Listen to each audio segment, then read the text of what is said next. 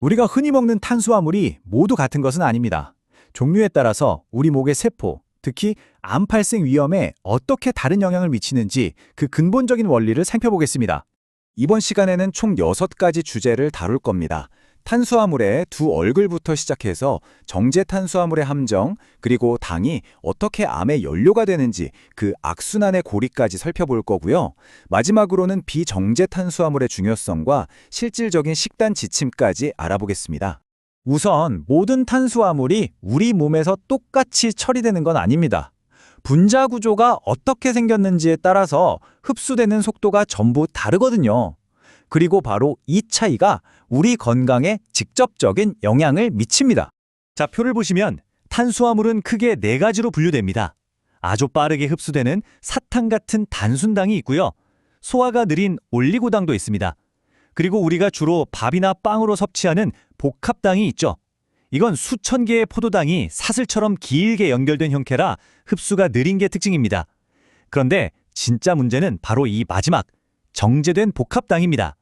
원래는 느려야 할 이 복합당이 정제, 그러니까 가공 과정을 거치면서 이 긴 사슬이 다 끊어져 버리는 거죠.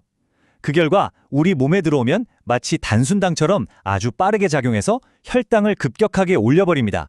네, 바로 이 정제 과정이 문제입니다. 이 과정 때문에 복합 탄수화물이 우리 몸에 미치는 영향이 완전히 달라지게 됩니다. 이 차이를 좀 더 명확하게 비교해 보겠습니다. 왼쪽의 일반 복합당은 포도당 사슬이 서서히 분해되기 때문에 혈당이 완만하게 올라갑니다. 반면에 오른쪽의 정제된 복합당은 이미 그 사슬이 다 끊어진 상태로 들어오기 때문에 혈당이 그야말로 수직 상승하게 되죠.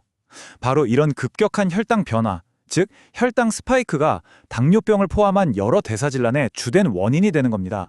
그렇다면 이 당이 구체적으로 어떻게 암의 연료가 되는 걸까요? 최근 연구들은 과도한 당 섭취가 우리 몸이 본래 가지고 있는 암 억제 시스템을 직접적으로 망가뜨릴 수 있다는 점을 보여주고 있습니다. 이 과정의 핵심에는 오글루넥이라는 특정 당 분자가 있습니다. 우리가 필요 이상으로 당을 섭취했을 때 몸에서 만들어지는 물질인데요. 이 오글루넥이 정상세포의 기능을 방해하고 암 억제 회로를 무너뜨리는데 결정적인 역할을 합니다. 암 억제 회로가 어떻게 무너지는지 그 과정을 단계별로 보겠습니다. 첫째, 정상적인 상태에서는 우리 몸의 암 억제 단백질, 예를 들어 폭소3 같은 것들이 변이된 세포를 찾아내서 파괴합니다.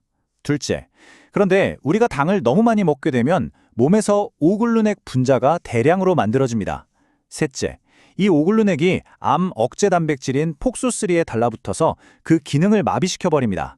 마지막으로 이렇게 방어 시스템이 꺼져버리면 비정상적인 세포들이 아무런 제지 없이 분열하고 증식하면서 결국 암으로 발전하게 되는 겁니다.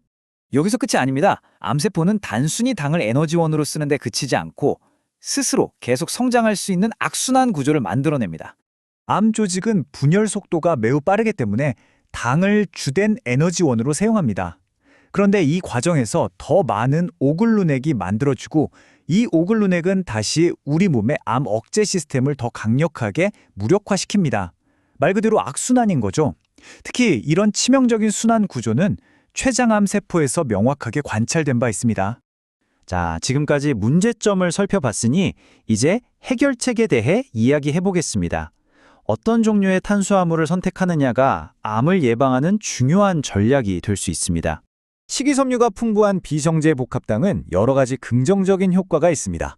첫째, 당 흡수 속도를 늦춰서 혈당을 안정적으로 유지해주고요. 둘째, 식이섬유가 콜레스테롤이 몸에 다시 흡수되는 걸 막아줍니다. 셋째, 장내 유익균을 늘리고 노폐물 배출을 도와 장 건강을 증진시킵니다. 마지막으로 포만감이 커서 과식을 막아주기 때문에 체중 관리에도 효과적입니다. 그럼 마지막으로 우리가 일상생활에서 바로 실천할 수 있는 구체적인 식단 지침 몇 가지를 정리해드리겠습니다. 실천 방법은 생각보다 간단합니다. 먼저 주식을 바꾸는 겁니다. 혈당을 급격히 올리는 흰쌀밥이나 밀가루 음식 대신 현미 같은 통곡물로 바꾸는 거죠. 그리고 제철 나물이나 생채소처럼 식이섬유가 풍부한 음식을 더 많이 섭취해야 합니다. 반대로 설탕이 들어간 음료나 과자, 라면 같은 가공식품은 최대한 피하는 게 좋습니다. 실제로 이렇게 식단을 바꾸는 것만으로도 당뇨 전 단계 환자의 지방간 수치나 당화혈색소 수치가 정상으로 돌아온 임상 사례들이 보고되고 있습니다. 결론적으로 우리가 매일 하는 식단의 작은 선택 하나하나가 눈에 보이지 않는 세포 수준에서부터 시작해 우리 몸 전체의 건강에 결정적인 차이를 만들어낼 수 있다는 점을 기억해야 합니다.